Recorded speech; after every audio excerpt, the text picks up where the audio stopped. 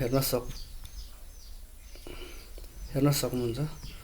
हामी कम्प्युटर स्क्रिनतर्फ आइसकेका छौँ। क्रोम ब्राउजरमा जाउँ।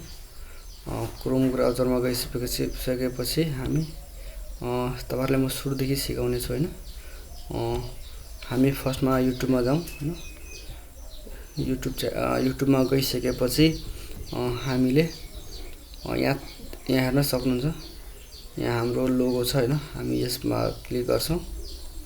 यहाँ क्लिक गरिसकेपछि हामी युट्युब स्टुडियोमा डाइरेक्ट जान सक्छौं। बट हामी तपाईलाई view your YouTube channel view your channel भनेर क्लिक गर्छौं।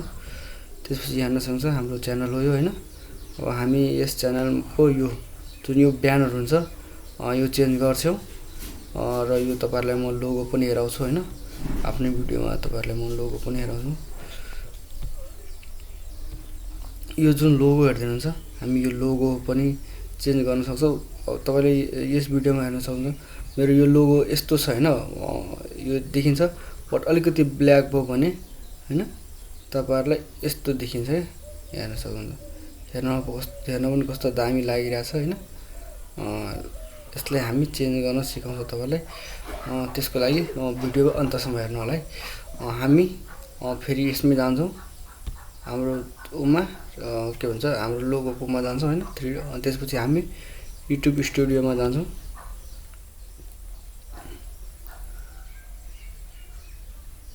युट्युब स्टुडियोमा गइसकेपछि हामी यहाँ तल जान्छौं। तल गएपछि कस्टमाइजेसनमा जान्छौं हैन।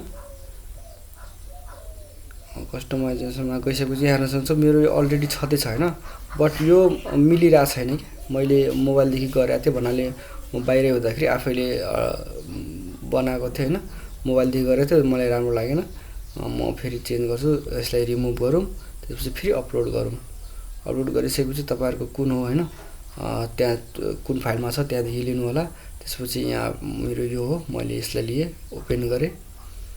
ओपन गरिसकेपछि हेर्न सक्नुहुन्छ मेरो यही कुरा नमिलेर मैले त्यसलाई गरेको हैन। भ्यू अल अन डिभाइस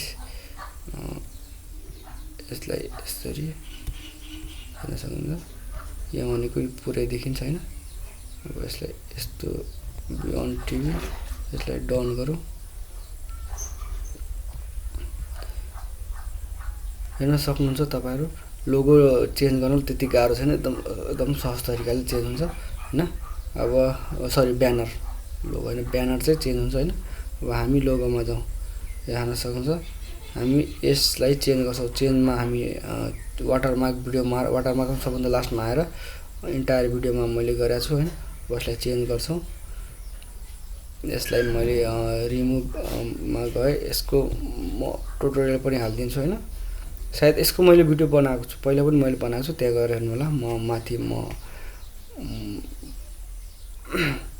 तल म डिस्क्रिप्सनमा हाल्दिन्छु त्यो भिडियोको लिंक हैन। त्यहाँबाट तपाई हेर्न सक्नुहुन्छ। हाम्रो हाम्रो भइसकेको छ हैन।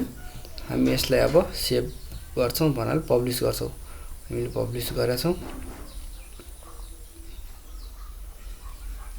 हाम्रो पब्लिश भइसकेको छ। अब हामी डाइरेक्ट लिभ गर्छौं।